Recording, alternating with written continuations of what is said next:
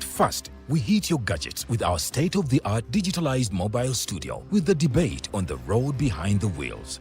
Later, we launched our magnificent studios located on Plot 1A, Sewagude Close, Lukulinanganda, Machindye, Kampala, where we bring to you our must-watch shows like The Mighty Drive, Monday to Friday, 8 a.m., Hotline, Mondays, 7 p.m. As for legal matters, Twins at Bar, Tuesdays, 11 a.m. Wednesdays, 6 p.m. is Afro-Caribbean Link, where we connect Africa with the Caribbean. Voltage on Thursdays, 7 p.m., featuring a youthful panel. Interface with Dr. Kiza Besije every Friday, 12 p.m. with his call to action against injustices. Snap Talk, Saturdays, 6 p.m. with the trio. A must-watch, The Political Dice, Sundays, 8 p.m. with the duo that never stammers, and so much more. Watch us live on all our social media platforms. We are the Alternative Digitalk. Real issues, real talk.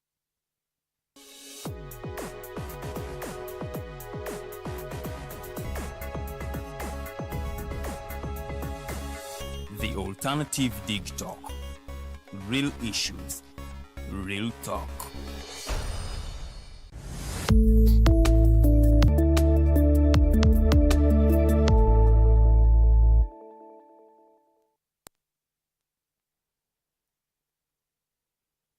To the Hotline Show. My name is Edgar Mathew Karuhanga. On this 9th day of December, the year is 2024. As we speak right now, there is a change of government in Syria. Bashar al-Assad regime that has been in power for the last 24 years, but also the Assad family generally has been in power for 53 years in Syria. And after 13 years of conflict, of war, of people losing their lives, thousands, hundreds of thousands of people have lost their lives in Syria over the course of the 13 years of the war. Right now, Bashar al-Assad is no more in that particular country. Yesterday, the opposition forces, in just a matter of 11 days, were able to topple the government of Bashar al-Assad. And of course, as we speak right now, they continue to start setting up a new regime in that particular country. What does that mean for the Middle Eastern country? And of course, what does it mean generally for the politics that are happening in that particular region? We're going to be talking about that.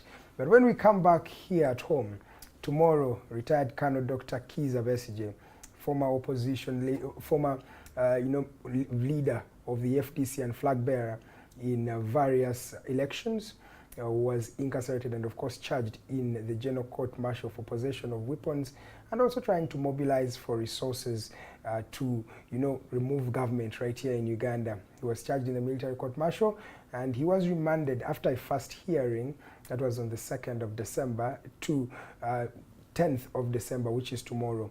He will be reappearing again at the General Court Martial. As we speak today, his lead counsel, that is Honorable Martha Karua from Kenya, former Minister of Justice in Kenya, has been denied a permit to be able to litigate in Uganda. Now, they say that her coming to Uganda and of course trying to litigate and represent Dr. Besije in those various cases, the government says that these are politically motivated, and of course the Uganda Law Council is not going to be accepting her, giving her a temporary permit that would allow her practice law in Uganda. And of course, when we look at the other sides as the opposition parties gear up for the next elections, Mr. Mpuga, that is Honorable Mpuga, former leader of opposition and member of parliament in the August House as we speak, launched a new alliance. He dubbed it the Democratic Alliance. And of course, various members, especially from the DP bloc, have joined this particular alliance. What does this mean for the opposition? Is this a new shot to fighting Mr. Museveni's government? Is this a new modus operandi that will yield results? Can this really create a change that we have not seen from the times of the Forum for Democratic Change? Is this something that is new? And of course, what does this mean for a political party that has been, in chaos with Mr. Mpuga, that is the National Unity Platform, and especially both being Buganda strongholds? How does that look like especially in the year 2025 and beyond. That and much more is what we're going to be having a conversation on tonight. So feel free to send us questions, queries, comments, or anything that you would want us to tell you about, and we'll be in position to give you more information. My name is Edgar Mathew Karuhanga. Once again, allow me welcome our guests for this evening. A gentleman who is not unusual in this forum. That is a gentleman from the Uganda People's Congress, Honorable Ochieno Joseph. You're most welcome, sir. Thank you for having me. Thank you for breaking the news for me about Mother Karua. Yes. I have been in meetings most of the day. Yes. I had a fantastic meeting in the last 2 hours with a fantastic young Ugandan completely committed to a post-Museveni Uganda. But also realized that the young Ugandan was amongst the many Ugandans in their 30s who actually don't know that it's their jobs and responsibilities to engage in these conversations and to hold grip of the Republic of Uganda if their children are to have a future in this country. And amongst those Ugandans that we normally tell that when we come into these conversations in the programs that you very kindly host, yes, sir, that is really about everybody's future and nobody's doing Edgar or Ochieno a favor. So that was nice. But only to come here and find that the NRA has bungled it once again by denying Martha Karua the permission to practice and formally represent Kizza Besigye, and I say who actually on the spot must be the chief executive of NRA, meaning Comrade Museveni, who claims that since before you were born that he was an African, a Pan-Africanist, and who has bungled the East African community that our founding parents built, Uganda, Kenya, and Tanzania, the three. And the Pan-Africanist is the Pan-Africanist and the alleged East Africanist. Can you imagine what Milton Obote, Julius Nyerere, and Jomo Kenyatta are thinking in heaven, together with the greats like Jaramogi's in heaven, that to date, before Obote came home to lead to be part of the struggle, of course, the Uganda National Congress and the liberation movements here for independence. Yes, sir. He was an active member of the Kenya African National Union in Kenya and an activist and in trade unions in Kenya. Yes. So these guys were there, and these guys were seeing themselves at this home, this East Africa, this community. And 60 years later, some cheeky young man who claims to be one of them, a root from them, controls the Republic of Uganda. And every other time, East African community, they brought us some dubious arrangements. There's a new map of East African community. I was telling your program the other day that if we did a poll today, 90% of Ugandans will not tell you who the Secretary General of the East African community is. And 90% of Ugandans today watching you will not tell you, give you 3 names of members of the East African Legislative Assembly that they're pushing us for a zonk. The fact that a Kenyan lawyer, a senior lawyer, is denied right to represent a Ugandan in Uganda, where the bandits in Uganda went and kidnapped a Ugandan in Kenya and they got the free will. What a hypocrisy. Okay. I've been informed that there is also another lawyer from Angola who has joined the team of Dr. Besigye. I hope he will be certified as well. The next panelist, and also a gentleman who's always here with us on the Hotline Show, Charles Kazooba. He is the Executive Director for the Center for African Affairs and Diplomatic Studies. You're most welcome, sir. Thank you so much, Mr. Karuhanga, and Digital Television. Sorry, I've been off the airwaves. Yeah, we were very concerned about you. We just wanted to make sure that you hadn't been kidnapped, but karibu. But I was attending to academics, so... So you were not abducted? No, I'm too smart to be abducted. He's boasting. Okay, but I'm pleased to hear that. No. So you have a special place. Yeah, I'm too smart. It's good to be back and share our views with the audience. Okay. Yeah. How has it been where you have been? Tough.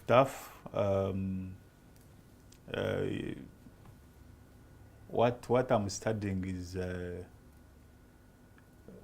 foreign affairs, relations of the world, how states are interacting with each other. So it is quite tough because you have to understand the entire world. Yes. So yeah, but gradually we are moving on. That's good. I want us to delve into a conversation that is international, really, that mainly looks at your sphere of influence and studies. A new regime has been welcomed by various masses, by the international community, a couple of countries here and there, in Syria, after the fall of what they call a dictatorial regime that has been at the helm of that country, a family that has been at the helm of that country for 53 years. What does a new leadership in Syria speak to the politics, the global politics and affairs today? I look at Syria in different perspectives. Number one, as an extension of the consequences of the Cold War, because it appears the Cold War did not end. It is still ongoing, but silently.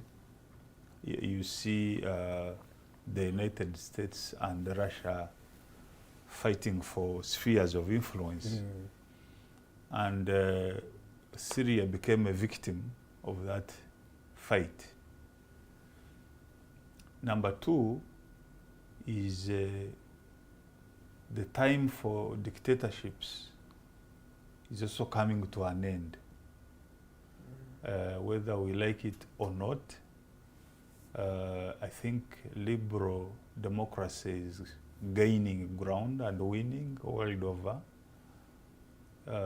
Citizens of various states want elections which are free and fair and regular, so that they can choose their leaders without interference.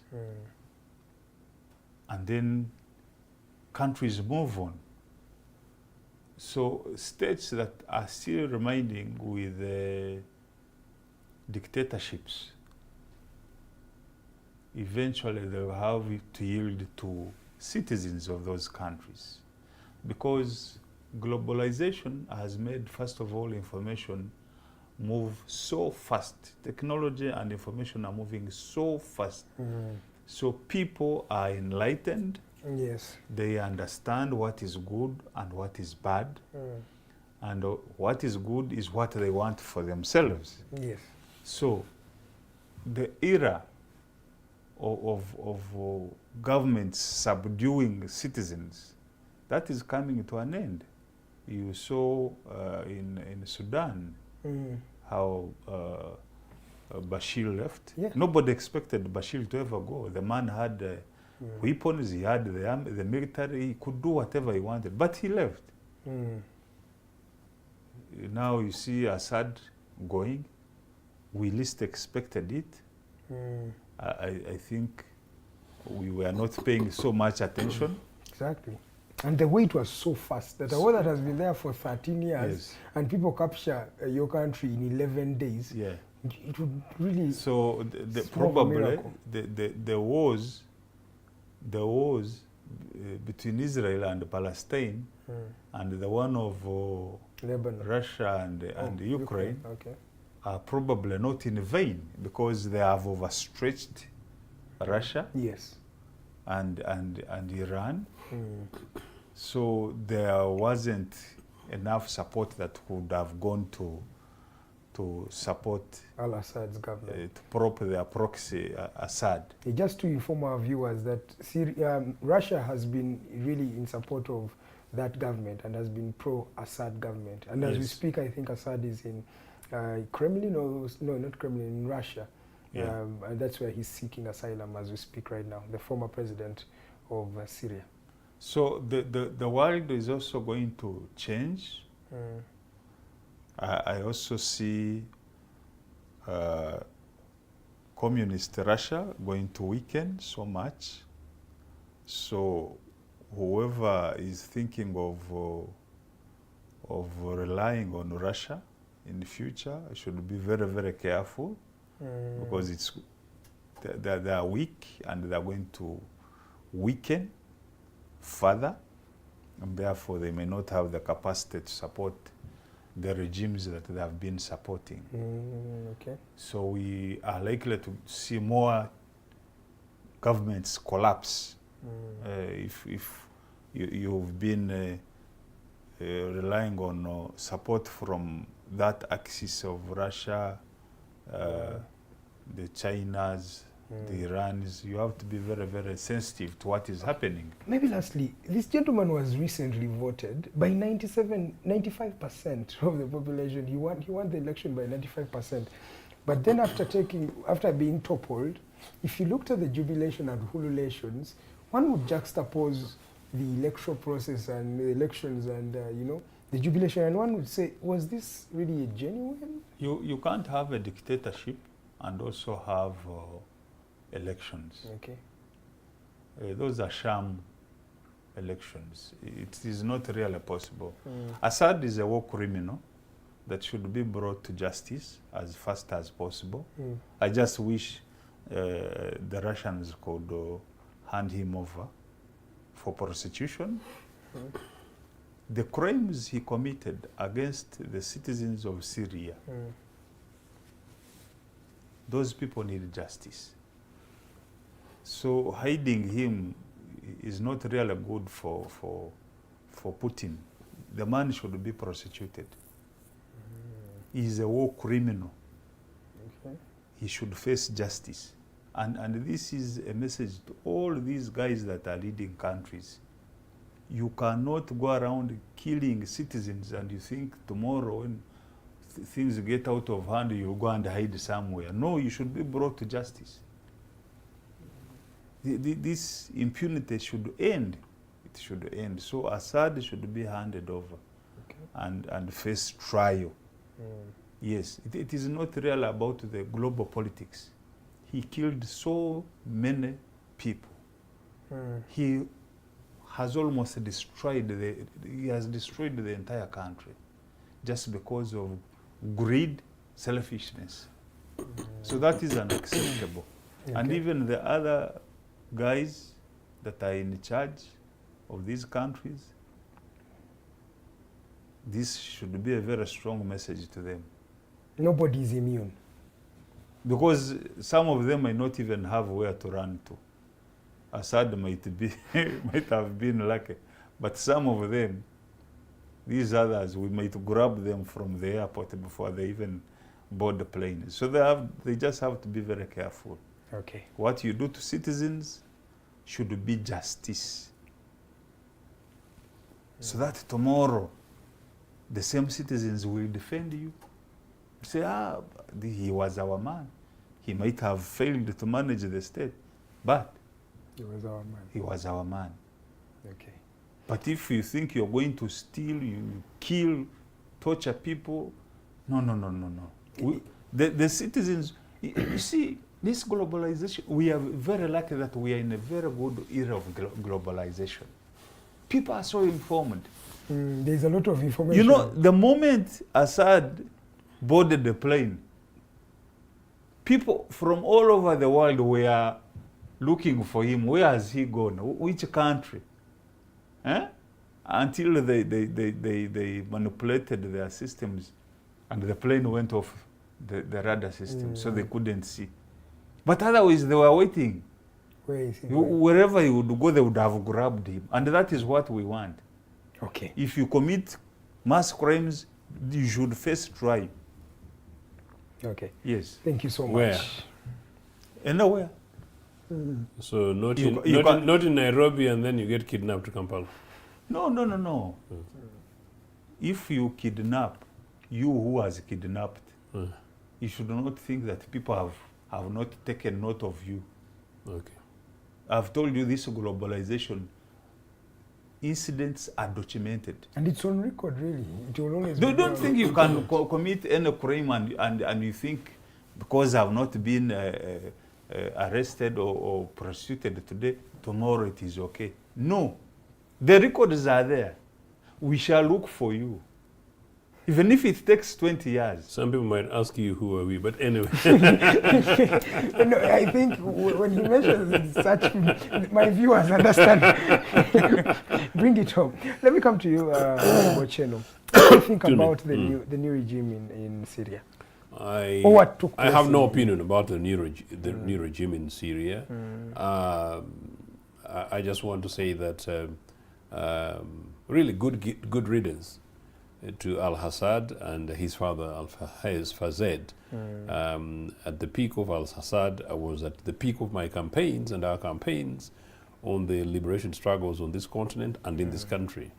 Al-Assad actually came out as a young, sharp doctor, handsome looking with a British woman, and at some stage I thought actually that he would be the really new face, the solution for part of the new faces of the region. That would be perhaps a moderate, progressive faces of the Arab dictatorships in there, transform, democratize, and possibly make it difficult for Israel to blackmail the region and to make it difficult for Anglo-America and their thirst for the oil of that region and control of the sub-region, and that whichever poodles eventually they have, as they normally have them anyway, they would be poodles who do not abuse the rights of their people. So that is Assad and his family and the brutality they've committed. But that said, what has happened in Syria is less about Assad and the Syrian people, but more about Assad, the Syrian people. Syria is a geopolitical location, and Syria's fundamental position and regional and foreign policy position on as far as Syria, Lebanon, Iran, and really the Arab-Israeli conflict, which continues to date, basically the quest for Holy Land.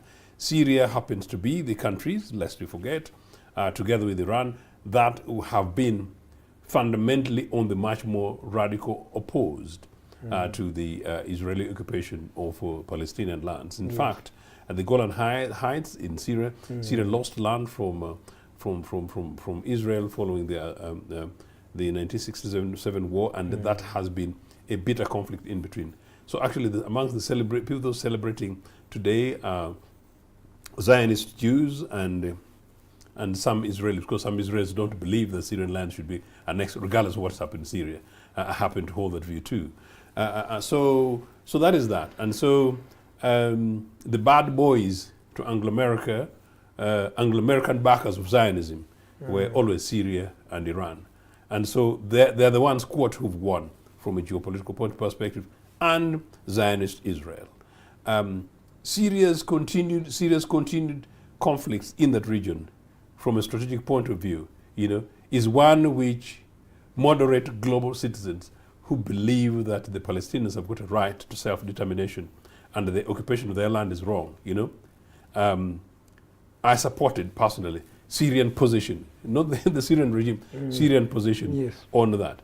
People mix these things, and sometimes people take these things rather emotively, and these things get clouded into personalities. In any case, there's a Syrian dictatorship, there's a Saudi dictatorship, but the Saudis, you would argue that they sort of their people have kind of Syrian dictatorship, Jordanian dictatorship, same family too. The Jordanian one, son of a former president, has managed to navigate his way, things like that. Egyptian dictatorship, all of them you can actually count. The nearest democracy, by and large, would actually possibly, of these Arab countries, would actually be Lebanon. So that's sort of what's happened. Who has lost from a global power perspective is Russia.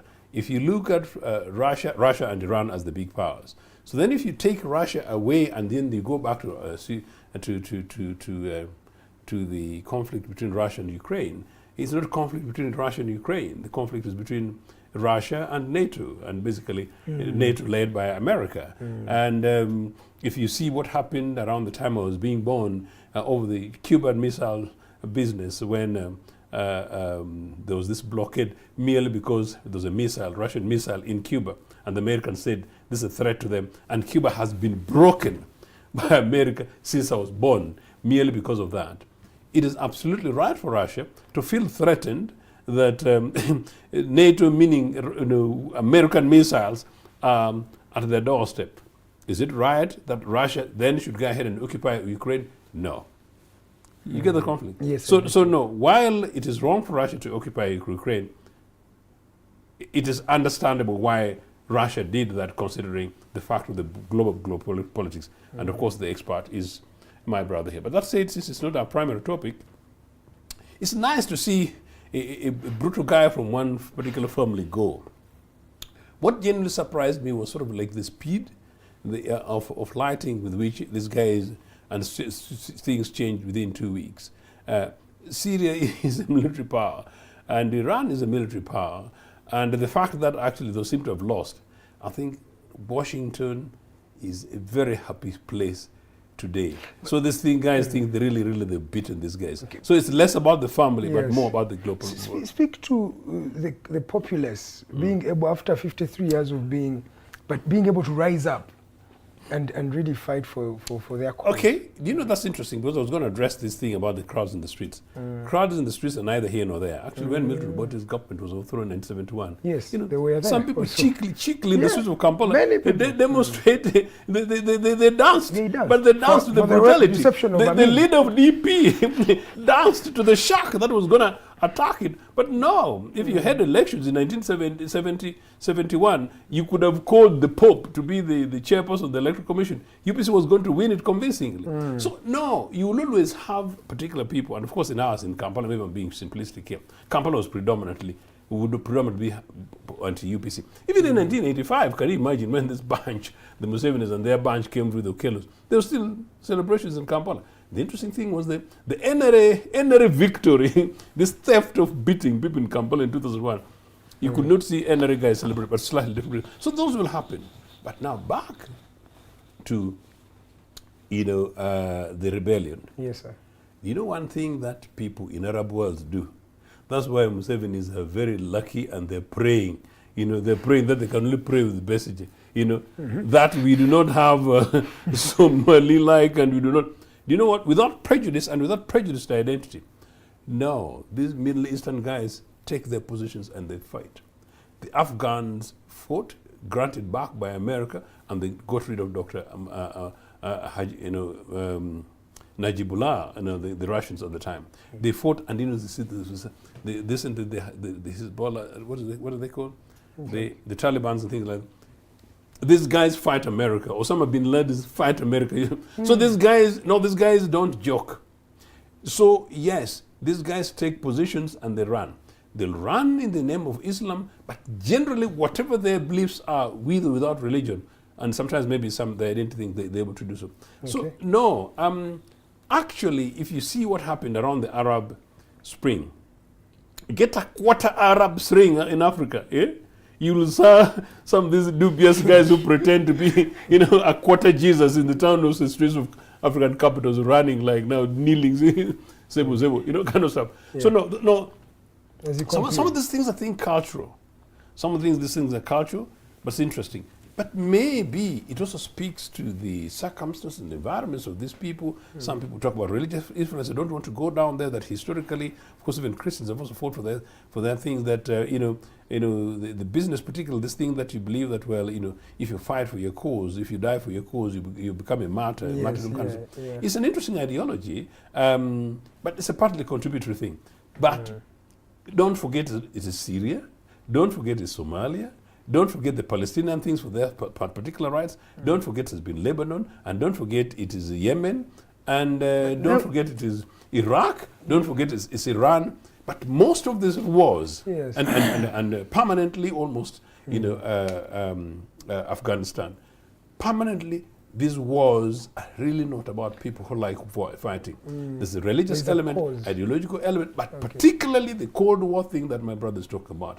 The wars in that region, all of them come back to Arab-Israeli conflict. In any case, actually, and let me say this to the Ubana scholar here, I actually argue that the rise of terrorism, the rise of the Islamist kind of stuff, has really been as a result of the radicalization of Muslims and people, particularly from the Holy Land, who felt that they've been marginalized, and then because they're the weaker, they take the shortcuts to throw grenades like the NRA guys. These NRA guys also threw grenades in Kampala, NRA guys threw grenades in Kampala. NRA guys even hijacked aircrafts. So lest you forget, they did that. And as I said, in those days, the business about hostages, particularly the Palestinians and people who were supporting them, saw this as the shorter cut, the weapons they have in their hands, in order for them to deliver from the other against the other power. And finally, I know we've been going on and on. We thought, for me, I celebrated 1989 at the collapse of the Berlin Wall, that the Cold War was come to an end, and particularly Africa, which was being used as the football for these things, would be given a breather, and then would be able to move and build our continent without interference. But no, the irony is that Kampala is now a foothold for these guys with their top nyampala more than it was in 1967. Wow, you paint a picture, and the beauty about your submission is that you relate it back to the reality in Africa generally, because this is one of our biggest problems. Lastly on this issue, and I'm going to come to you, the region generally there, Middle East, feels volatile at the time. There is war in Syria, and it has been there for a while, Lebanon, Israel, and generally that axis looks to be very volatile. Does that really change after the new government in Syria? How does that work out? And also comment on some of the issues that he has raised. I saw Biden, the US president, say that there is now uncertainty with the exit of Assad and the entry of these new groups that previously were linked to the Al-Qaeda. That's the irony, actually. So the Americans are a little bit concerned. Just like when Mubarak left Egypt and the Muslim Brotherhood took over. So there were efforts to neutralize, to first neutralize the Muslim Brotherhood. Bittersweet. I suspect that's what is going to happen, because the whole of yesterday, Sunday, America and Israel were bombing Syria after these guys took over. So there is a suspicion that these are not the right people to be in charge of Syria. And according to them, and that's the sadness of global politics, meaning some other forces, some other powers, and powers from outside the region are determining who should be in charge. Unfortunately, that's the reality we have, including here in Kampala. In Africa. So in the eyes of the West, these people are terrorists, and they cannot be accommodated.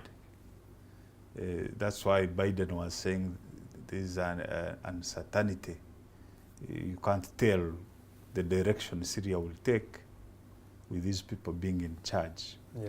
So the ball is in their hands. It is in the hands of these new guys to reorient themselves. You know, you could be a terrorist today and become a Democrat tomorrow. When Israel, at the formation of that Jewish state, those guys were actually behaving as terrorists. In fact, they introduced terrorism to that region.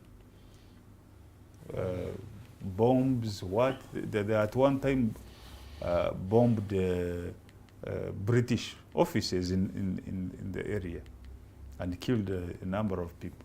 So they behaved as terrorists initially, but today they are Democrats. Now, it is up to these people, can they reorganize themselves and put the country to order, even organize elections. They don't, you know, and that is the problem we have as a world.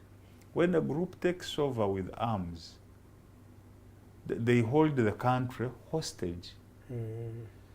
Yet, what they should be doing is to allow the will of the people, the citizens, to take charge of the country through elections.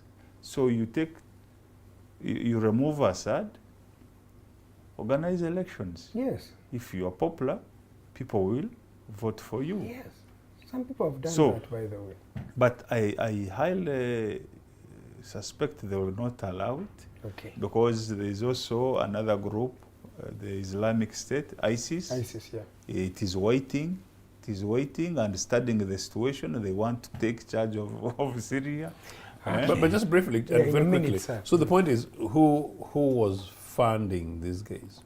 Who was arming these people? And that's what I'm trying to say. It's a part, quite clearly, regional geopolitics. The only party that we didn't mention is Turkey, who is has been a permanent player in that sub-region by supporting, Kurdish rebels in the side of that place. So my view is that for me, somebody who basically does not believe in armed conflicts and who's a Democrat, I'm completely conflicted. The things that are happening in the Middle East has got, in really by and large, nothing to do with democracy, but more to do with the scramble for power and control of the sub-region and the globe. Thank you. We shall stop there on the issues of the Middle East. Let's come back home. We already have some of the issues happening here. As I told you, Dr. Kizza Besigye, a former presidential candidate from Forum for Democratic Change, will be arraigned in the General Court Martial for the second time tomorrow, following his arrest in November. In fact, I would call it an abduction. It wasn't an arrest at that time. Martha Karua, his lead lawyer, has been denied, a temporary certification to be able to practice in Uganda's courts by the Uganda Law Council. And I want to start with him, because I did not even hear from you generally on the case of Dr. Besigye in the grand scheme of things. What does this manifest when the lead counsel of Dr. Besigye is not even given accreditation to be able to litigate and defend his particular, client? What do you think about what is happening in the General Court Martial? When Besigye was abducted, I never had the time to come and share my views with our people here. Yes, sir. First of all, we should understand that this is a military government, but it disguises as a democracy. The issue of Besigye being abducted was the worst action that Museveni has done so far. It doesn't matter whether he was in the know or not. Whatever the case is, that looking at the processes that followed thereafter, yes, President Museveni has owned up, so it is him responsible. That kind of behavior is a behavior for the uncivilized people. You imagine you're at your home and you have a guest in your house. Then your neighbor comes with a panga, picks your guest, takes the person away.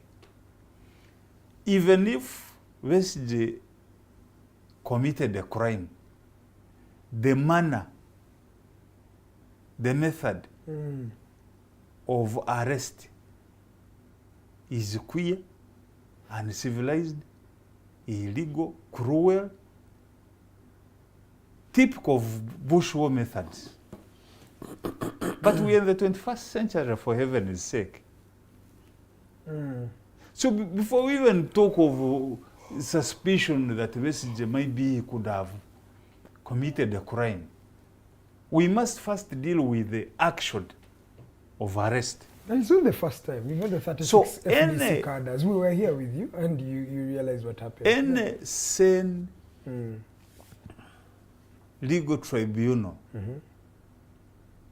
a court per se, as it is said of the military courts, Which you're calling a tribunal.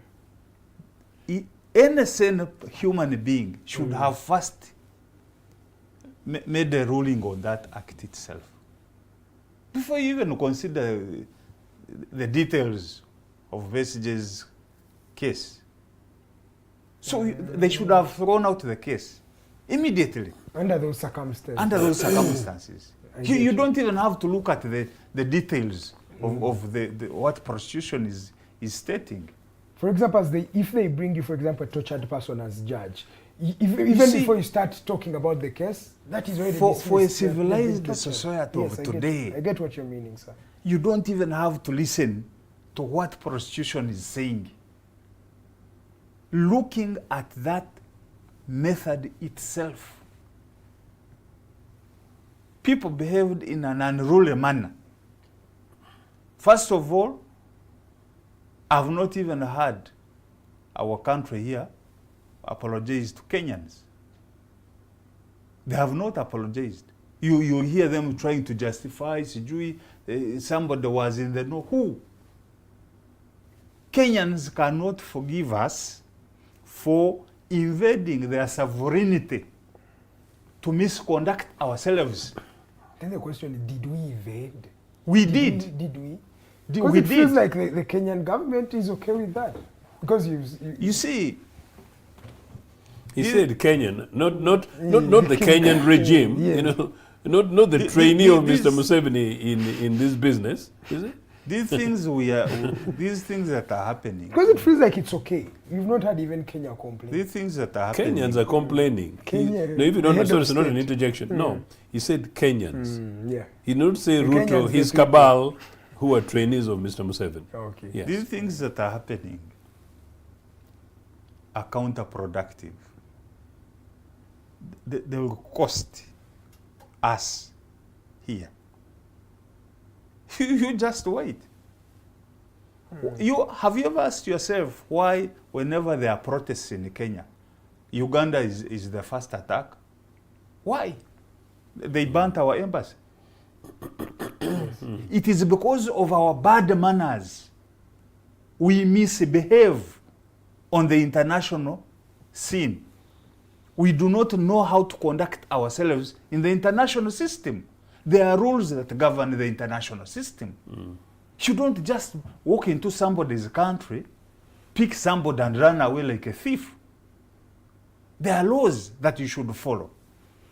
So before even any discussion should have happened on Besigye's alleged crime, we should have dealt with the manner of his arrest. And therefore, any sane community should not even have had the case. They should not have had the courtesy to listen to the prostitution.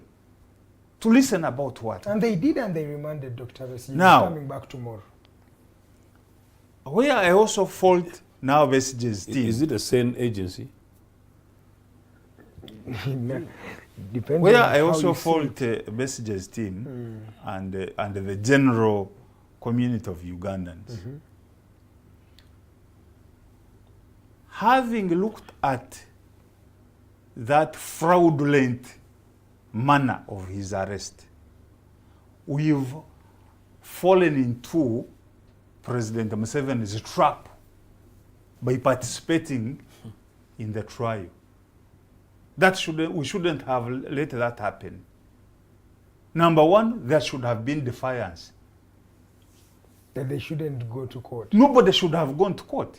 Nobody. Not even the press, not even the lawyers. They should have totally ignored the military tribunal. Besigye should also have kept quiet. And then, in cooperation with those actions, we should have had protests on the streets so that he is released unconditionally. So first of all, we should The citizens should have come in. we should have totally ignored the military tribunal. Totally. Not even mentioning it anywhere in the media. Then Besigye also decides to keep quiet. And he lets them do whatever they want to do.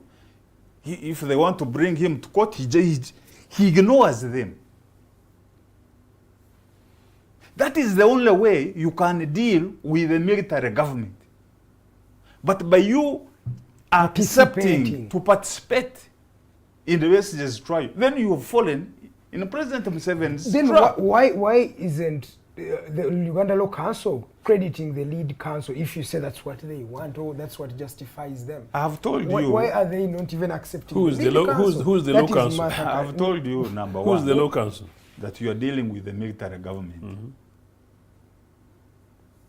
You get it? Yes, I'm getting you. So that So is the law council What is the law council? operating outside the domain of the militarism in this country?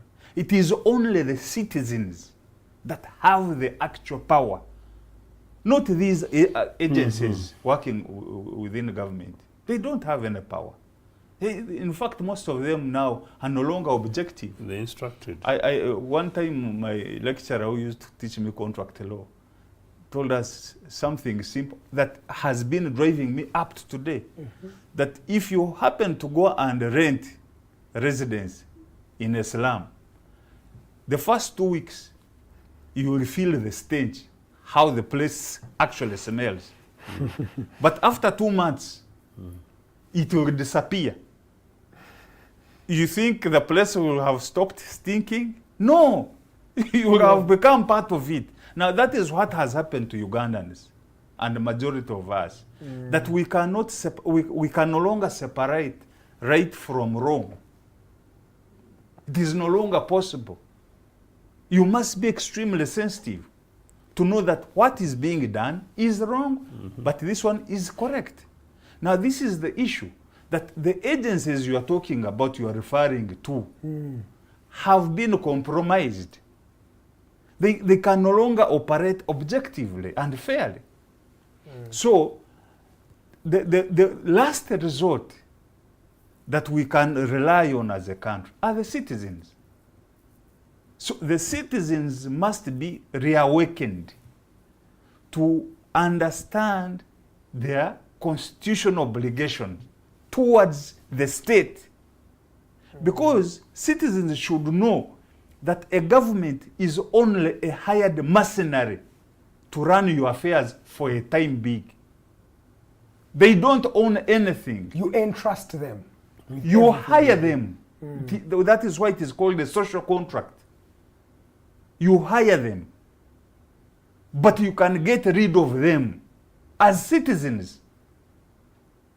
So this business of thinking that it is the government that owns the state. No. It is the citizens. So citizens should understand their constitutional obligations. Okay, in just a minute or two, comment on this evidence, the purported evidence, especially the leaked audios that have been circulating around on social media implicating Dr. Kizza Besigye. They've not yet been arraigned in court. We don't know if they are really something that can be used in court. But what do you think about this evidence? It sounds too incriminating. Just a minute or two. From the way our government operates, anything can happen. And if they had a genuine case, they would not even have leaked those things. Because that's, I mean, That is subsidious, yes. it is trying to create a public opinion. Oh.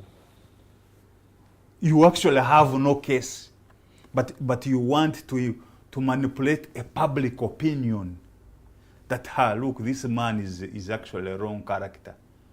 So that even if you are unable to proceed with the case, the public opinion will affect his reputation. Okay. So, anybody that has been following Besigye for the last 3 decades will understand that indeed, if Besigye had wanted a rebellion, it would have been between 2000 and 2006 or 2007 thereabout.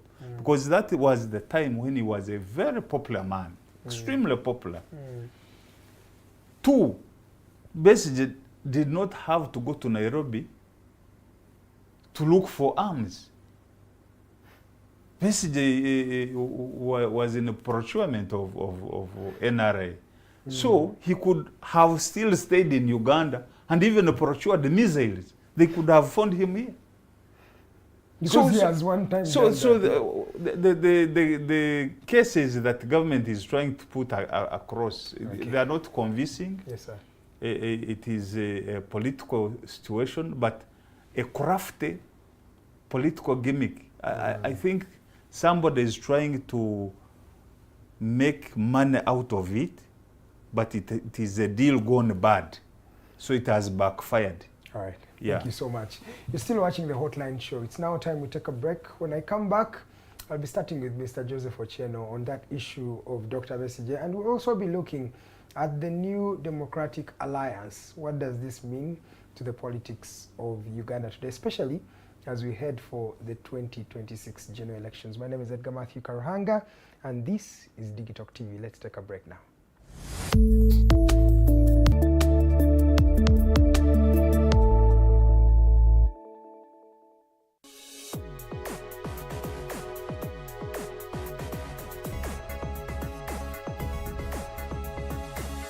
The Alternative Digitalk.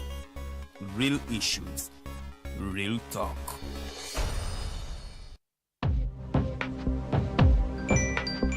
Go to the church, though. Tawali man, what's up? Man, can you imagine people just dump everywhere? Someone drinks water and throws the bottle wherever. Come on, Rogers. What else do you expect people to do with an empty bottle? Simanya now, recorder. Did you know that plastics take at least 450 years to decompose? What? That's a long time. Exactly. Because plastics are made out of a lightweight and flexible material that doesn't decompose easily. And plastics everywhere in the environment cause plastic pollution. What is plastic pollution now? It is the accumulation of plastic waste in the environment, like bottles, polythene bags, straws. All of these contribute to plastic pollution. I have been using them without knowing their effect. Yeah, a lot of people have. Plastics are a danger to the ecosystem, both on land and in water. So how can we overcome this problem? Is there something we can do? Oh yes, we can reduce by minimizing the use of plastics, reuse by repurposing them, or recycle by collecting and processing them into new products. Everyone wants to change the world, but no one wants to change themselves for the world. How about we change our habits for the world? And it starts with me and you. This message is brought to you by Alternative Digitalk. Hey, Teddy. Have you noticed how little attention science and health issues get in the media? Totally. Edgar, yet science information is very important. Yeah, for sure. That's why the Health Journalists Network is here. How can they help? They are a group of journalists dedicated to advancing public understanding of healthcare issues through impactful reporting on health and science. Oh, really? Yes, they meet up every month with scientists and researchers, policymakers, and activists at the Science Media Cafes. They then relay what they discuss to the public. Does that benefit us? Oh yes, very much so. This helps with health and science literacy for a healthy Ugandan society. Okay. I love getting informed about science and health issues. Health information makes all the difference between life and death. I'll look them up and engage them. That's great. They are based all over the country. Oh, okay. That's interesting, and they should be making real impact. They are empowering health communities through journalism. Journalists can save lives just like doctors.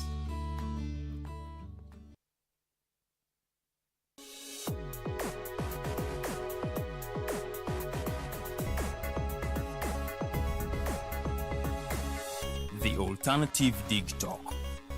Real issues, real talk.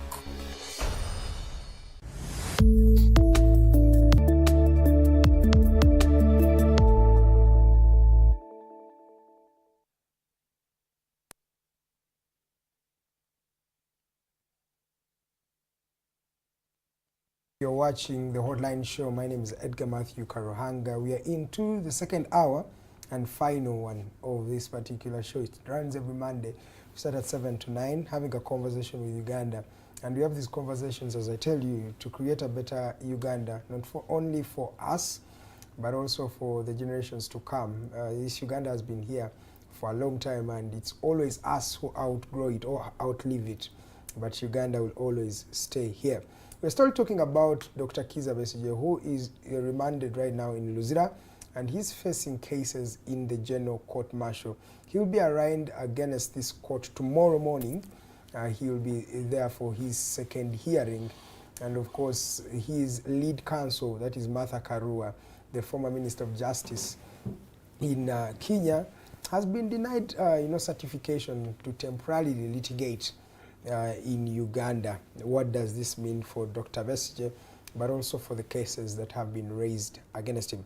Let me come to you, Mr. Joseph Ochieno, on this particular issue. What do you think about Martha Karua's denial to litigate and represent Dr. Besigye here? I said it was shameful.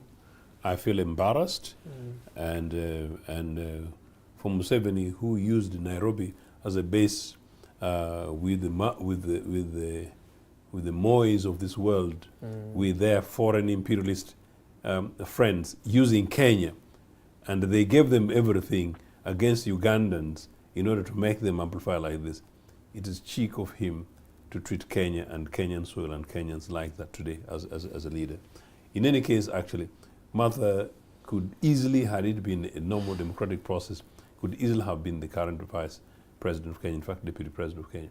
In others, Martha Karua is possibly a future president of Kenya, and Martha Karua, therefore, is also potentially a future president of East African Federation, unless Mr. Museveni wants East African Federation for either him or nobody else, kind of stuff. So that sort of is the kind of stuff that we're talking about, as I was saying. So it's actually shameful, whatever has happened. And the arguments given, including that, is because it's political. But I guess Besigye's thing is criminal political anyway. What is it? It's a political matter. It's a political nonsense. The diplomatic thing is all politics too. So it's extraordinary. If I was actually advising Mr. Museveni, I would have said, who in these new heavens of theirs from the bushes these days advises the man? But I know we had some private conversations much earlier that maybe the man is possibly in a hostage in his own house of doubt, that in a particular else it would be a common sense thing. I would say, Comrade Kanguta, around the ready, the guard, who the thinger, after all, So actually, I wouldn't advise that you deny her. I think you're making it you're making it actually much more embarrassing for yourselves. But all of us are watching. But I think Charles is right that in a particular way that if Ugandans were sufficiently organized and mobilized, that Ugandans should be in the streets, because not about Kizza Besigye, but really because of these excesses in terms of impunity, and that would be the right thing to do. But on that note, I want to say that this morning I saw a statement written where opposition political parties signed in solidarity with Kizza Besigye. And I was very disappointed, this is breaking news, that I did not see UPC there. I did not see DP there, but I don't speak for DP. I was just concerned that I saw Robert there, Robert Chagulanyi, so it has Lukwago as the key, more important people, and David Lewis Rubonja, amongst, including John Ken and others, representatives of other political parties in solidarity. I wasn't contacted. And of course these guys were talking low. I am the president of Uganda People's Congress, and notwithstanding whatever is being held by the difficulties in court, I think the lawyers are still so much overwhelmed in the high courts. That's why they have to delegate Besigye's case maybe to the court martial.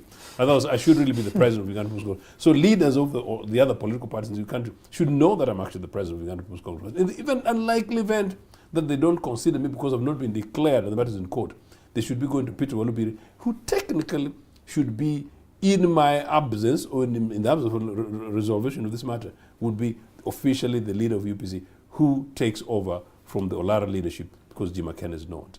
Now, so really, did they go to Walubiri? If they didn't go to Walubiri, as I said, they should be approaching me. And I'm saying that you guys, I really wanted to have put my name and signature in solidarity with Kizza Besigye as a matter of principle. So that was, I think, an omission. But whatever the case, I don't know whatever the plan was, but that needed to have happened that way. So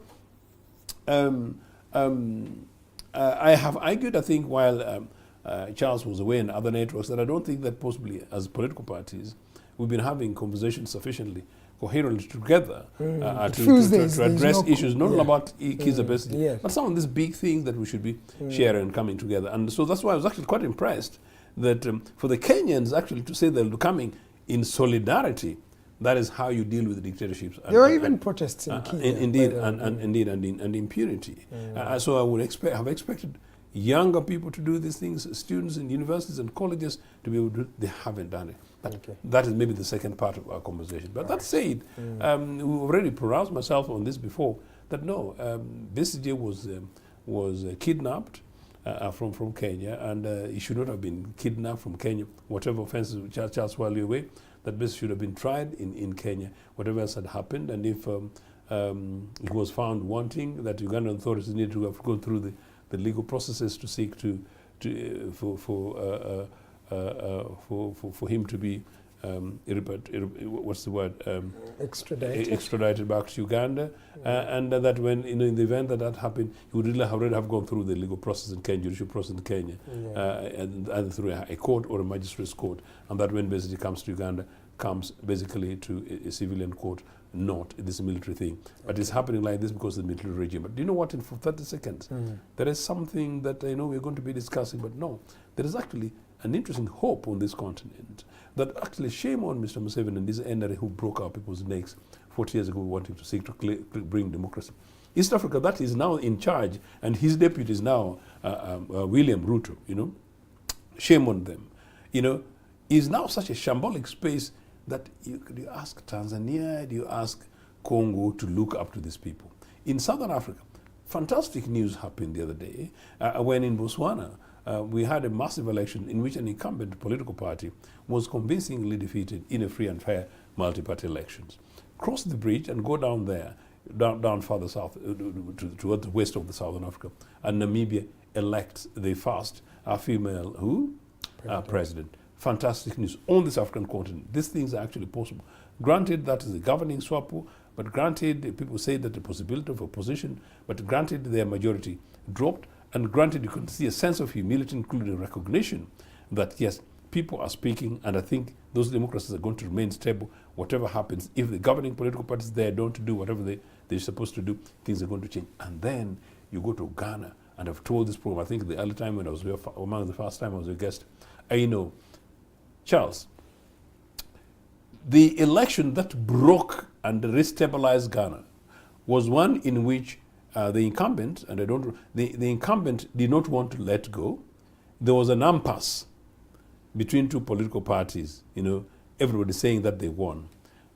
It is believed and is true that the security services, heads of services, called the two guys in their rooms. I think the head of the military, head of the police, head of the intelligence, three heads, called these guys in the room and said, you guys, between the two of you guys, you know who won. You know who won. That's about a party who's close to those sources. And a security-related person told me this in London around that time, it's about 15 so years. You know who won. And you guys, we will not decide for you, but we shall defend the people of Ghana, and whatever position we take will not be military, but you know who won. You need to go to the next room and look up. These guys came back, and it was, since then, Jesus Christ of Nazareth. You know what I'm saying? Ghana is now onto the next phase, meaning that you can lose elections as a former president and concede.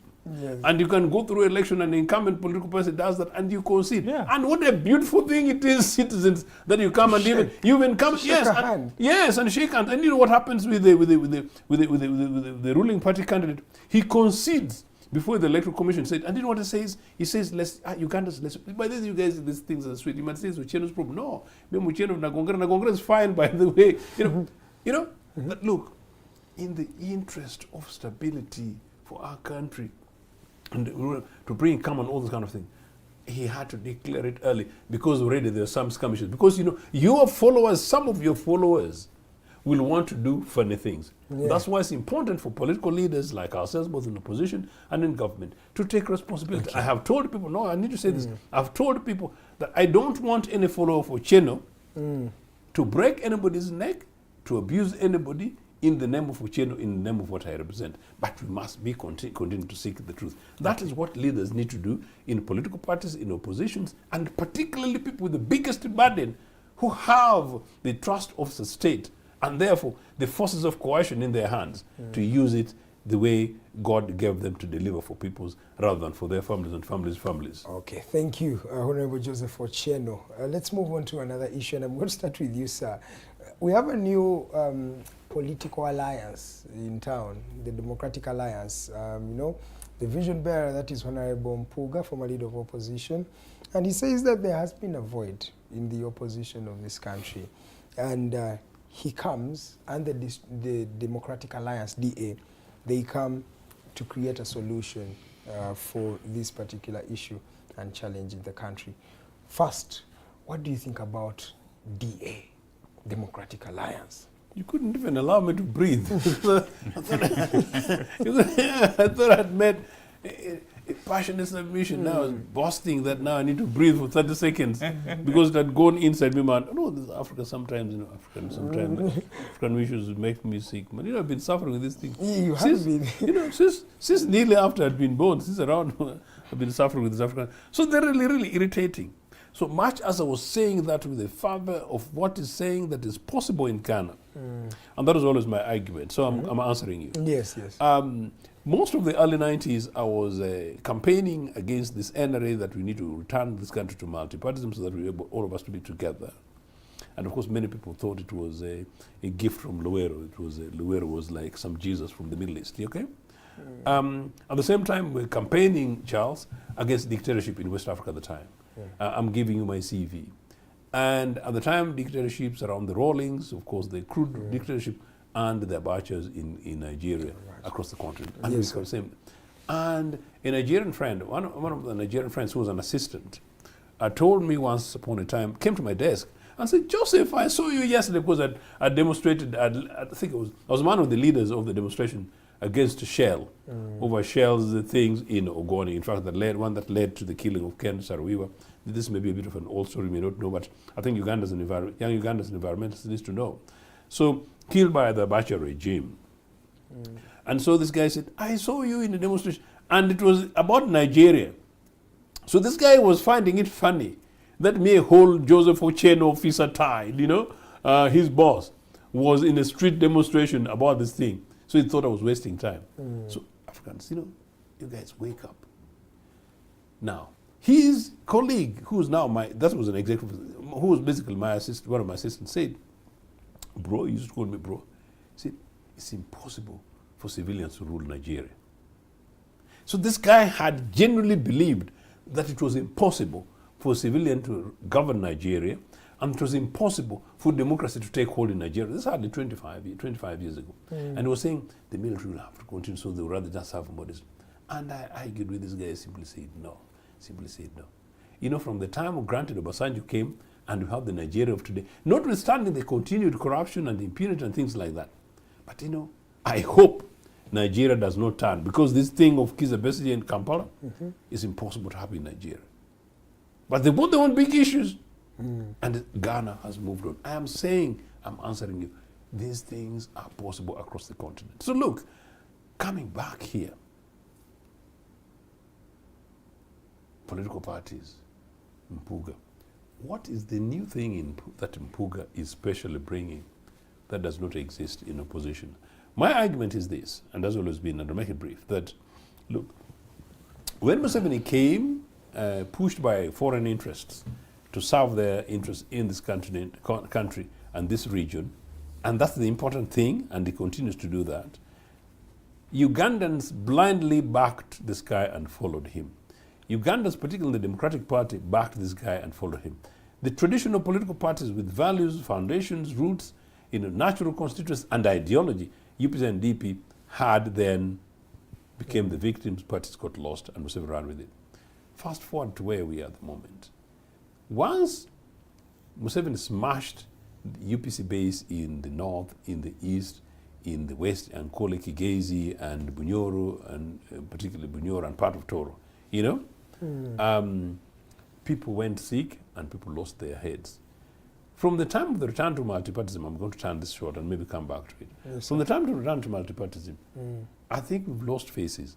The one thing that I've, quote, accused Kizza Besigye of in a good way has been that I've always argued, Charles, that because of political parties and their formations and what they should be as vehicles for these, and that they should be ideologically rooted and around social grievances and, and things like that, that when basically, after the demonization of political parties, in this case UPC and DP, which were established political parties and vehicles, in any case, both the left-leaning political party, UPC, and the right-leaning political party, DP, traditionally, in terms of sense of stability, nation-states should really not have more than 3 strong political parties, based on the global concept of these things, you know.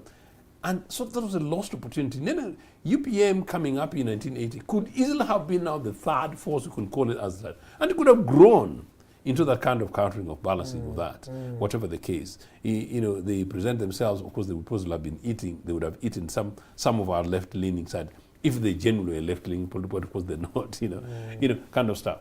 So we lost that. When we're pushing for return to multipartyism, when Besigye left, was leaving NRA, my suggestion is that Besigye should have joined one of the 2 political parties.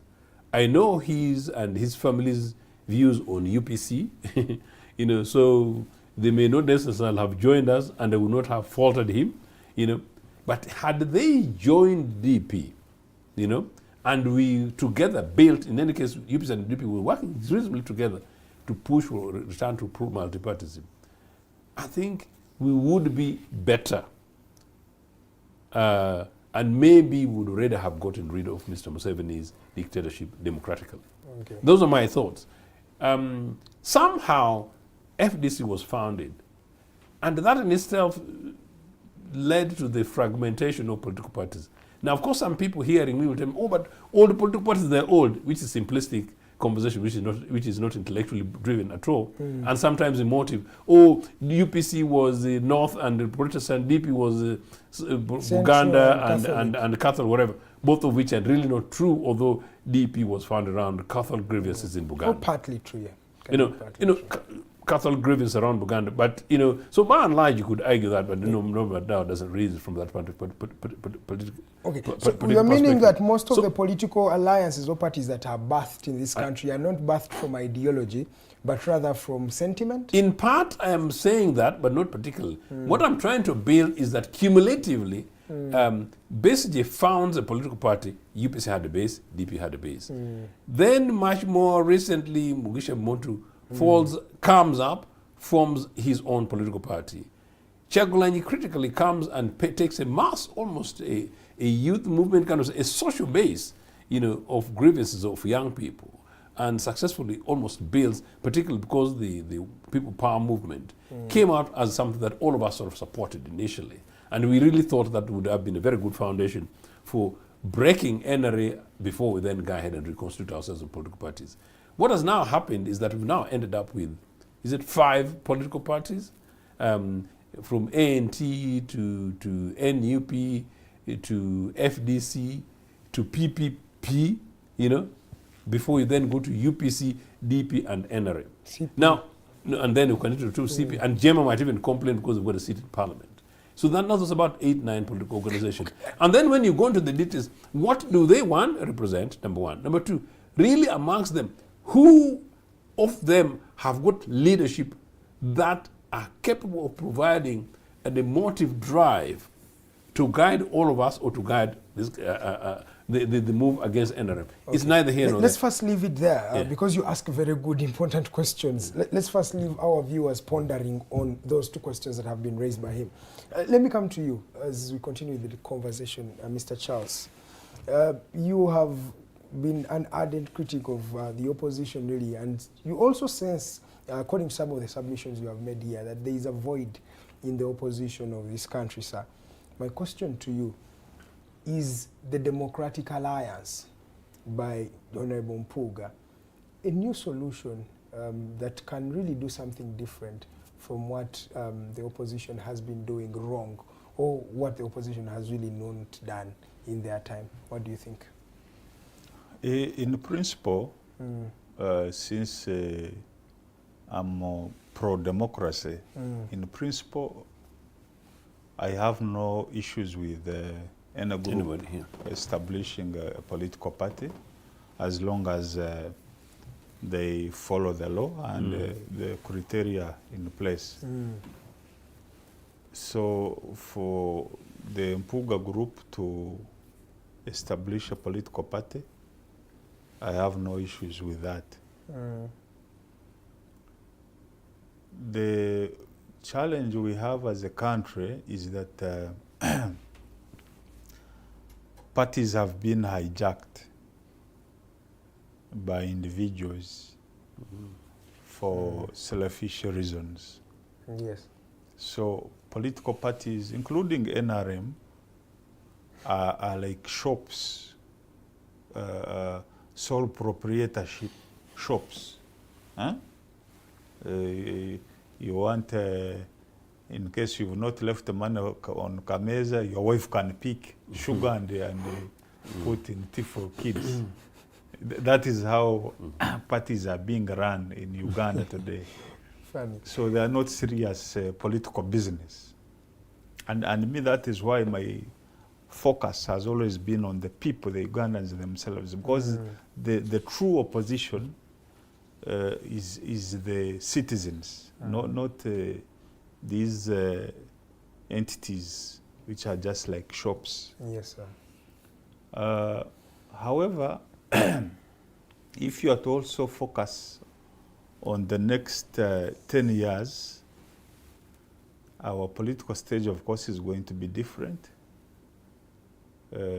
I highly doubt that 10 years from 2026, I highly doubt that Museveni will still be dominating the political terrain in the country. It is very unlikely. So these political organizations could help groom the future leaders, not people who, these ones, the current ones. No, me, I have no hope in the current people because they are looking for money. I am not. I am not. Put a disclaimer, please. But they could groom future leaders. What kind of future leaders are they grooming for us? Can we even trust them with the future leaders of this land? Can we? And I want you also to comment on the group itself. That Let me give you an Alliance. example. Because these people have been in various I was when I was still a very young boy in Imbarara. I was on. I used to rub shoulders with the Francis Mwijuches, the current deputy speaker, and so many young people. But because they got involved in political parties, they were groomed into leaders of today. So if you don't go through a certain entity and you have no mentors, then you will not understand how to manage a country. Oh, okay. So it is very important. You need a bit of orientation. Yes, because there are lots of things that you go through in a political organization that helps you to lead a country. So it is very important for some of these political parties. But now Mpuga as an individual has issues of credibility. You know, the issue of 500 million has refused totally to go off his face. It is a rotten egg on his face, and it's not going away. If Mpuga had good strategists, they would have advised him not to be on the front line, but rather to act from the background.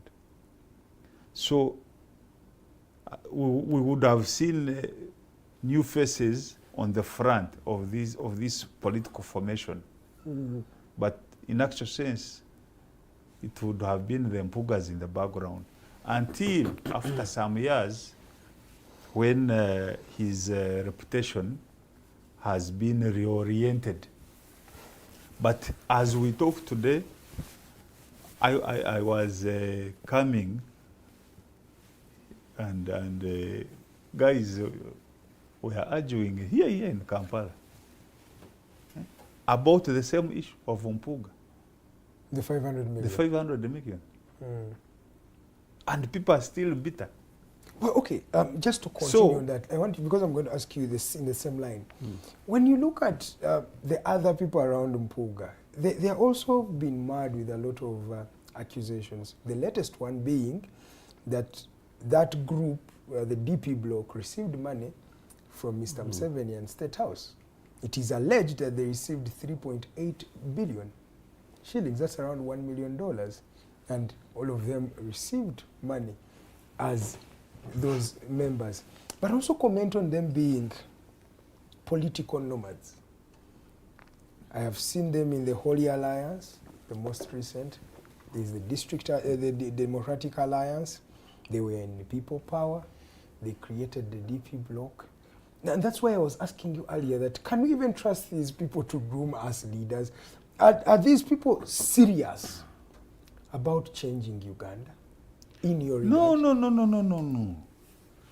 They are not creating political formations to remove President Museveni. I have told you, it is a political entrepreneurship. Huh? If you're a smart businessman, you design a deal and get something out of it, and you move on. So it's not real about removing Museveni. No, the people who are serious at wanting Museveni gone are dealing directly with Ugandans, and they understand the sentiments of Ugandans. You don't be a leader and you're just listening to yourself. You should be able to listen to what people are saying. They could be wrong, but if they are the majority, you go by that. So if Ugandans are saying, look, this is the direction we want, and you're insisting you're going in an opposite direction, then you're serving your own personal interests.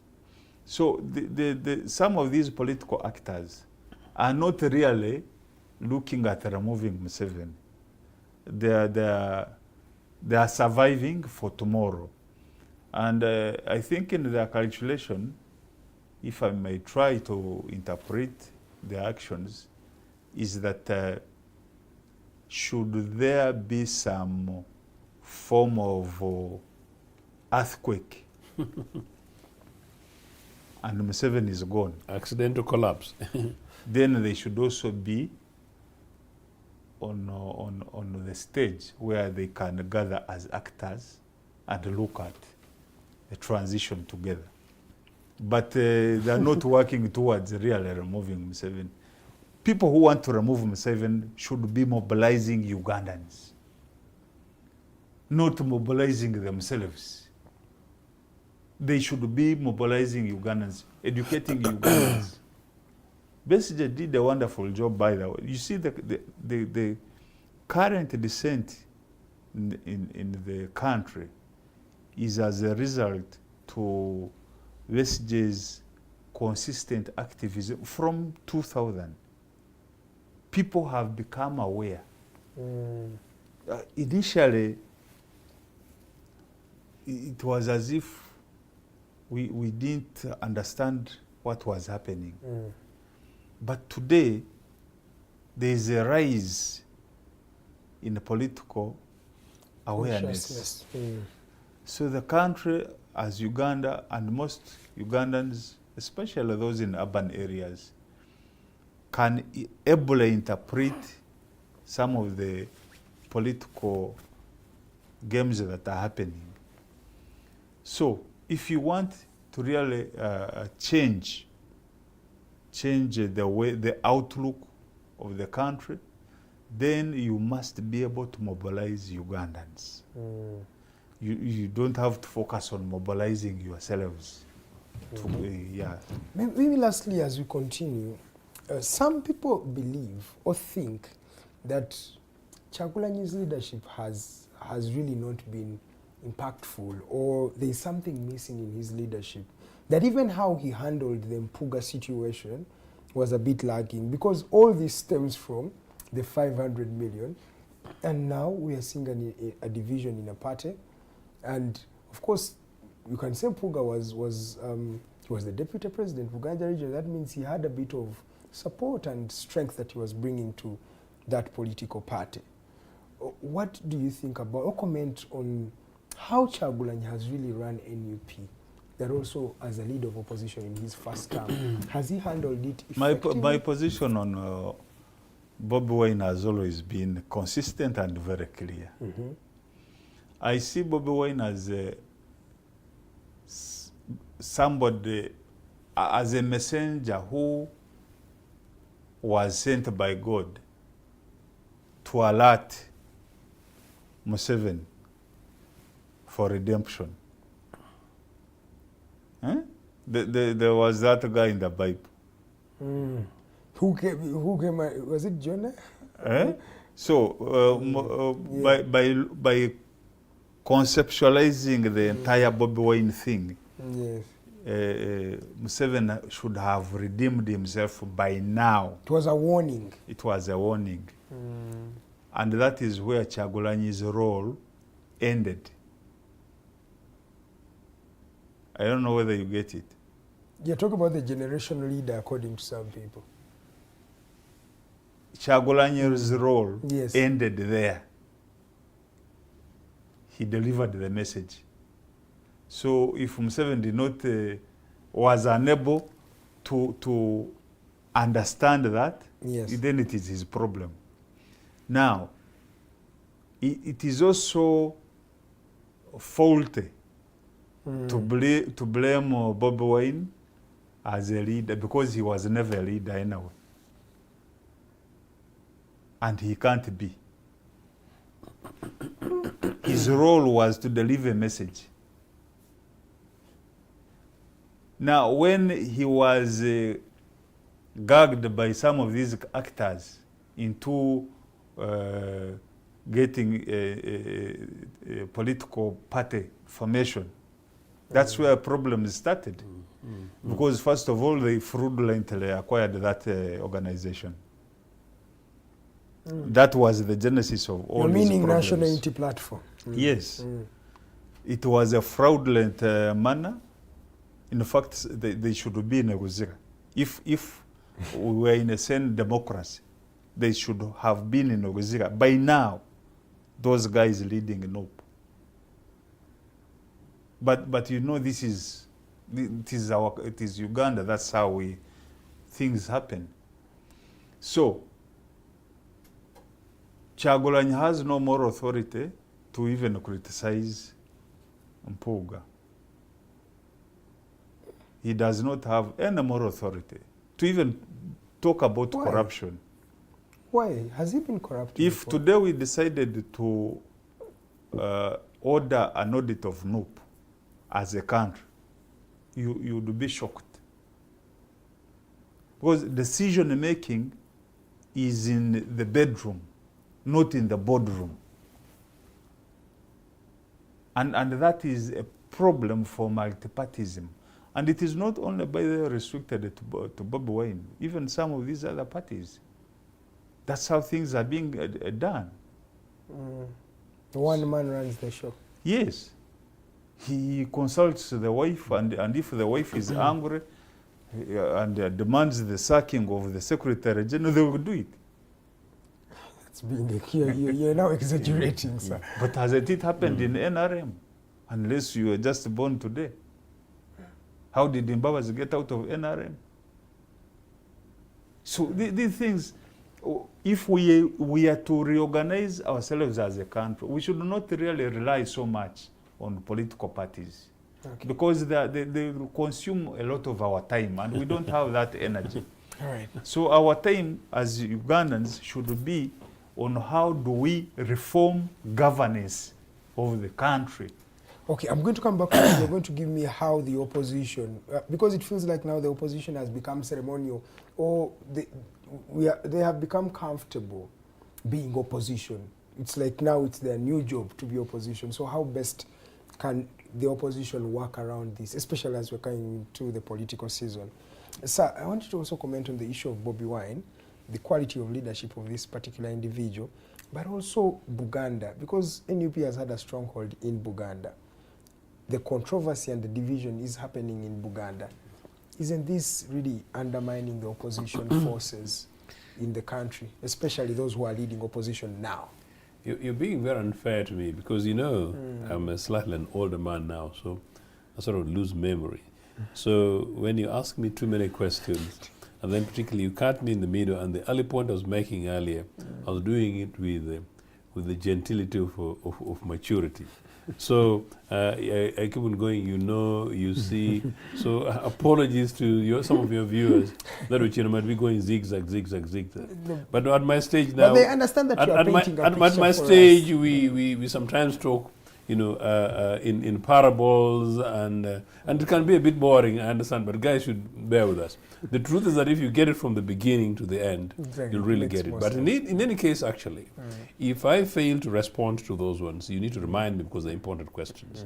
I just want to build on to what I was saying earlier because it will really link up to what Charles is saying. But Charles, I think I'll start by fundamentally holding a very strong opposing view, and perhaps where you refer to political parties as busy playing part of the problem, and for you as a scholar of global international relations, you present basically the challenge that NRA created by demonizing and killing political parties, and you being the generation of Francis and of Taebwa, and you are really the critical leaders that people like myself should be handing over to.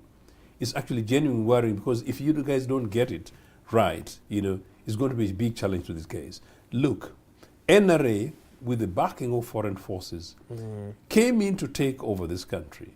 And to take over this country, they had to dismantle the political and social systems in Uganda. And to do so, they had to target an agent, an element called UPC, or the governing political party, to the extent that sometimes, Edgar, can you imagine, Ugandans forget that actually the government overthrown in 1985 was not a body of a Kokoro government. Yes. This is a government elected by the majority of Ugandans across the Republic of Uganda, except in Buganda where we had one parliamentary seat, massively supported across the country. And in any case, that's what democracy is all about. And so it was the people's government that was usurped, Yes. rather than a Milton Obote man of a Kokoro, because I never knew a Kokoro, and I never knew Lango, kind of stuff. And whatever was usurped was not only power, but also the privileges of all the citizens, including the other poor people I found in Zombo, extremely poor in parts of West Nile, Yes, as a result of that. Now, political parties were demonized, broken, and killed. Yes. UPC was targeted, broken, they attempted to kill because we had an idea we can't die. They killed our leaders, exiled them, neutralized them. DP sold itself and the heart to Mr. Museveni's NRA in the case of this brutality kind of stuff. It took Semogere 10 years to wake up, 1995. I hosted Paul Semogere in London in 1995 when he was preparing to resign from NRA. Museveni uses him, first of all, as the national policeman, as the Minister for Internal Affairs, to do for him the dirty jobs, including the setting up of RCs, meaning the systems basically to perfect the mess in which we are struggling to get out of. And then after that, he appoints him a foreign minister and then makes him official diplomat to sell NRA abroad. That thing comes to perfection. I was actually being reluctant. I've said this before, and I even told Semogere, I was being hesitant hosting him. And Obote instructed me that I must host him, because now that's the power of wisdom and everything. It made absolute sense. And at the time, DP had very minimal infrastructure in the UK. UPC was then the more organized opposition down there. And we did together, including that's how people like Mukako and others eventually came together and get to know them. But what was happening then was we're praising what is happening in Botswana and Ghana and particularly Namibia and all these other democracies, But that is what was killed, the system that was killed. Now, Charles, what we are trying to do is to eventually return to that. Now, the vehicles that will take us to there must be political parties, Now, my point is political parties were demonized and broken. And I was saying earlier, what happened when NRA came and banned political parties and ruled for 20 years, lest we forget? This institution became very weak, localized. But something important that links to the legitimate point you made was that politics was driven by personal merit, me, myself, and I. So it's actually not surprising, fast forward, that when the reemergence of political pluralism came with the test of Semogere in 1996 that we supported, and then, of course, then the return to multipartyism, by then FDC was already there. But my point was that perhaps, and this is made lamentation, I'm not blaming Besigye, that perhaps if they said, look, this NRA vehicle was wrong, let's return to where we were as a country. Some of these guys, I think, didn't want to show that they actually made a mistake. They'd been pushed like zombies to a particular thing. So they wanted to stick and then to justify their going. And I can see some people who were formerly in NRA, some of them still struggle with that. But many recognize that they made mistakes, in that sense. But regardless of that, political parties that existed at the time that had been broken, nobody has gone back to critique this political party to say whether or not the accusations and all these things were true. Now, the battling now creating new formations, unfortunately, because of the new culture, away from values of ideology, but rather now about me, myself, and I. Political parties now emerge around individualism, that my brother is saying. Yes. So it's not surprising that Mr. Museveni now simply say, which one do you want? Which one do you want? How much do you want? And how much do you want? So aren't they really dividing the population? No, of course they are. No, of course they are. That's the point. I'm just contextualizing it, and I'm not really categorizing, nor am I blaming anything. I'm just giving an analytical context within which we are. Yes. So for that reason, it's not surprising. So that in every political organization, with the exception of A&T, for the moment, all of them, have got issues, including my own. Yes. And I may say so, if I may say so, just within the last 1 week, and this is really for the record, I have, because that's my job, and my job to do it for Milton Obote, my job to do it for this country. And nobody every time I say Milton Obote, people stand up. No, for the values of the founding principles of this country, people who definitely try to do it right for our children. Were they saints? No. My job is to try and do it right, and particularly to the younger Ugandans, particularly your generation. Look, I have known 2 cases in UPC in the last 1 week where people have told me how certain individuals using UPC as a vehicle, thankfully not in the mainstream people that are using UPC as a vehicle, are being pushed for money. I know an individual who told me that a particular individual whom we know is associated with NRA told somebody, you can go and stand in that thing and maybe, you'll get money. And I have been also told within the last 1 week, factually, by somebody who went as a candidate, wanted to become a parliamentary candidate, and somebody within UPC told them that, well, we cannot support them, maybe might consider NRA. So these things I'm fighting for is true. And what I'm fighting for, if anybody thinks about UPC, no.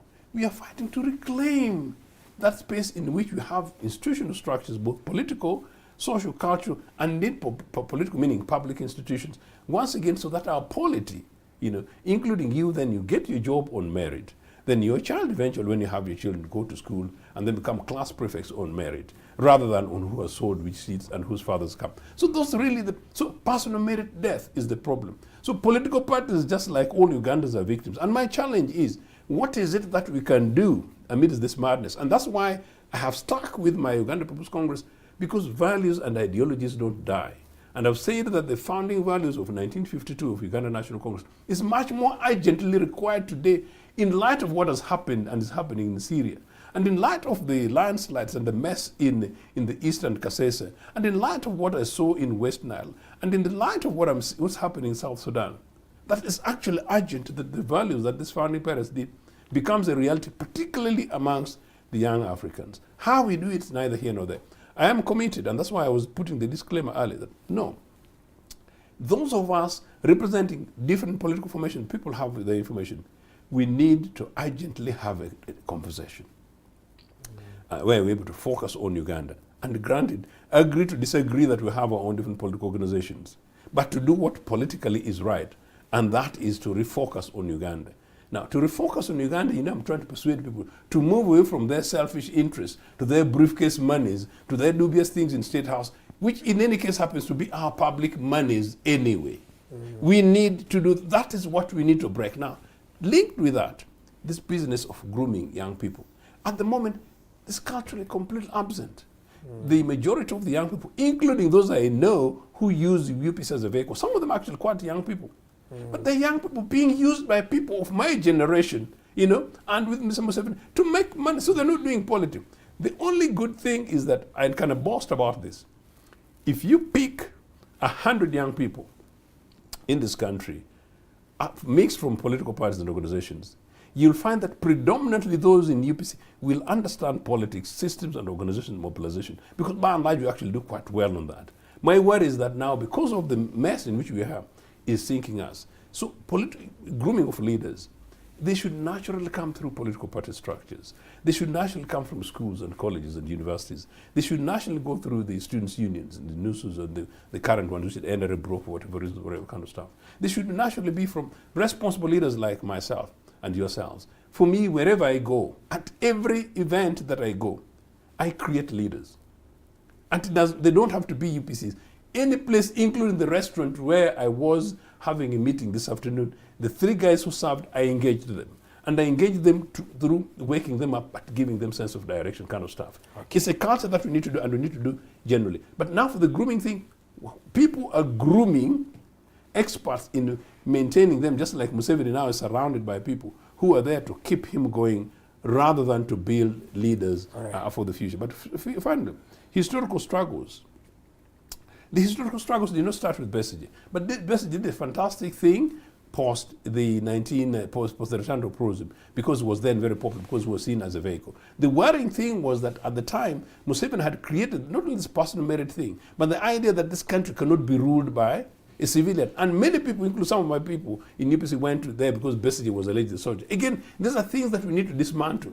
No, the struggle against dictatorship in this country started on July 27th, 1985, when DP and NRA and a particular section of particular communities overthrew the democratically elected government. From 1986 January, Ochieno, I put up my hand, I said no to this bunch of criminals who came from the bushes, and I have opposed them today. We did that, and these people joined us 10, 20 years later, and we built it together. So we must appreciate records systematically going forward. My problem is that we've now dismantled, everybody wants little bits. I'm saying, let's do these things much more together, so that we're able to eventually find a situation in which we're discussing a post-Museveni Uganda, where we don't drop him and them on Lake Victoria, but where we create possibilities in which there's a new emergence of Uganda, which is democratic, open, and that politics and governing politics is based on values, ideologies, party manifestos, rather than manifestos of individuals and their wives made in their bedrooms. All right, thank you. Let me come to you, Charles. How do we achieve the unity that he has mentioned about, especially when we are entering such a season and it looks like the position is at its worst? And one would say it looks like a clear game for Mr. Museveni to win, especially in 2026. What do we do next, sir? We need...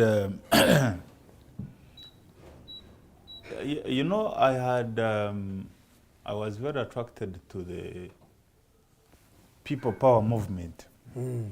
It was a nice concept.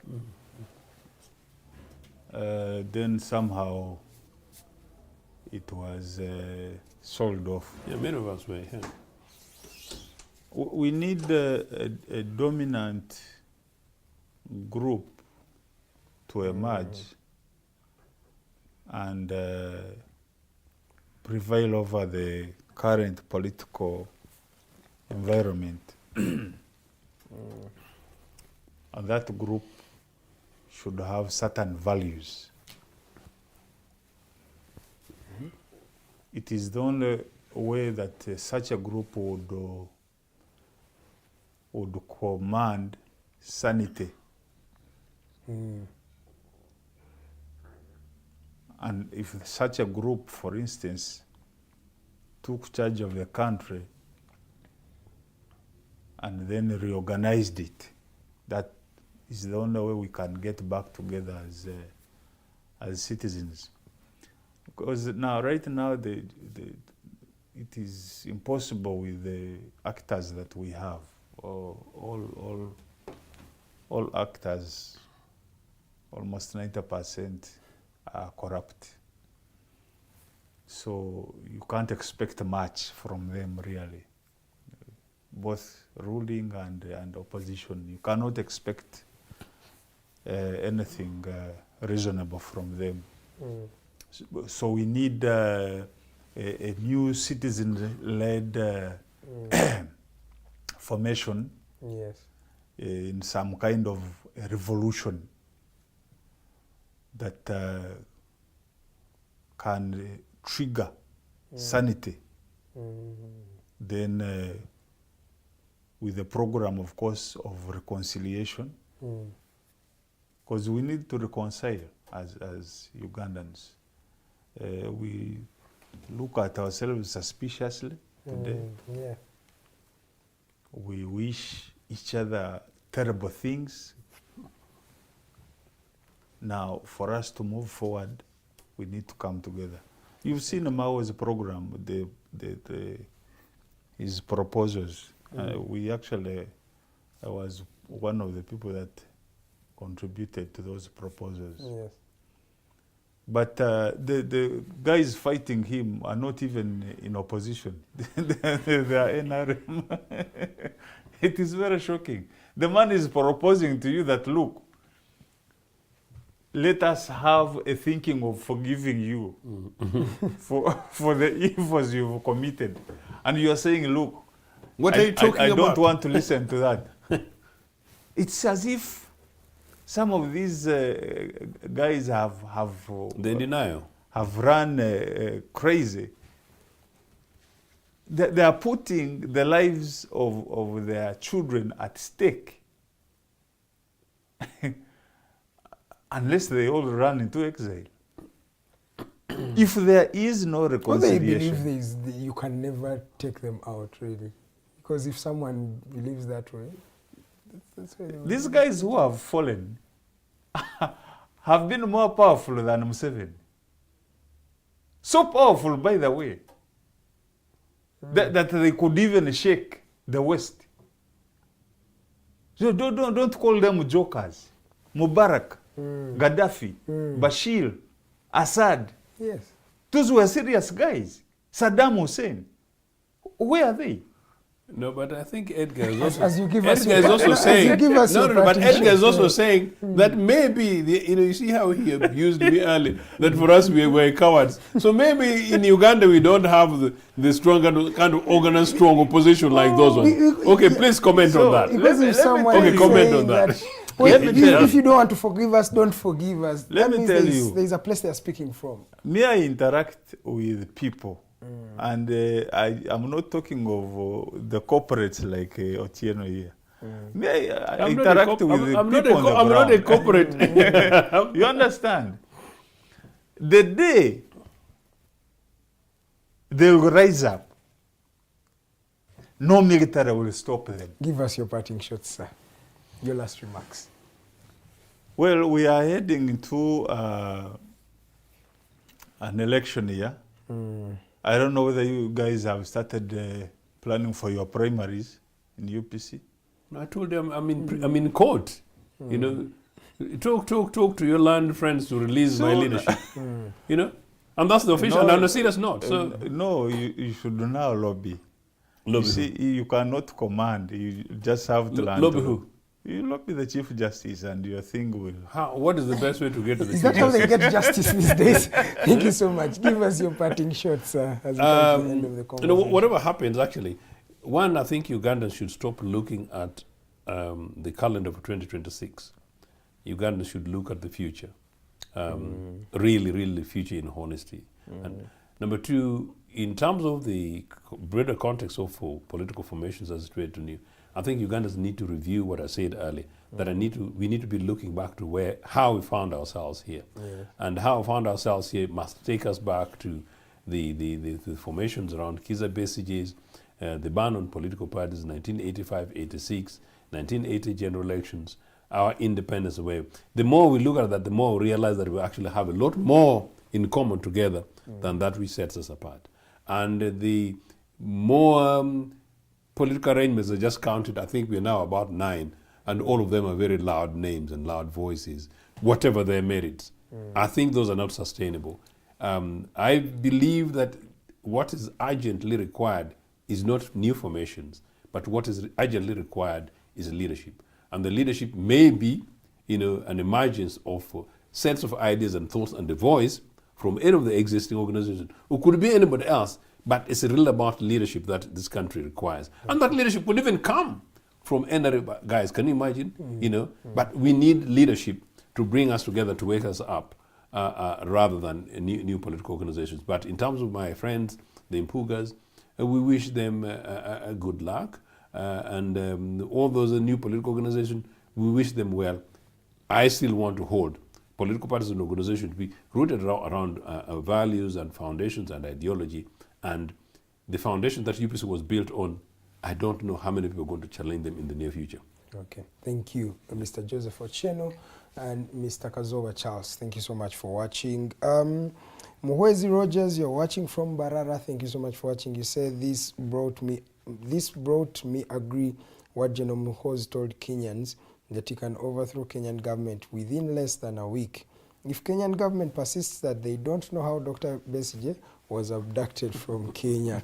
A good joke. There is Jeremiah Mchibi. Thank you so much for watching. Angela Namirembe, Mwesige Joram, Kien Jojo.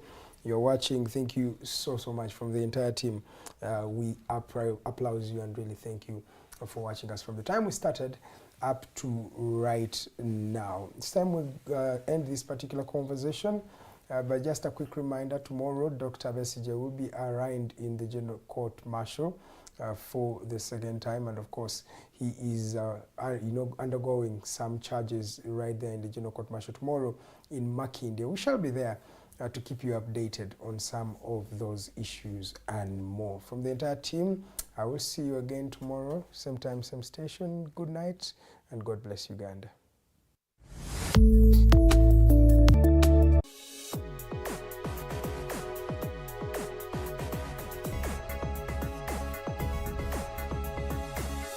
The Alternative Dig Talk. Real issues, real talk.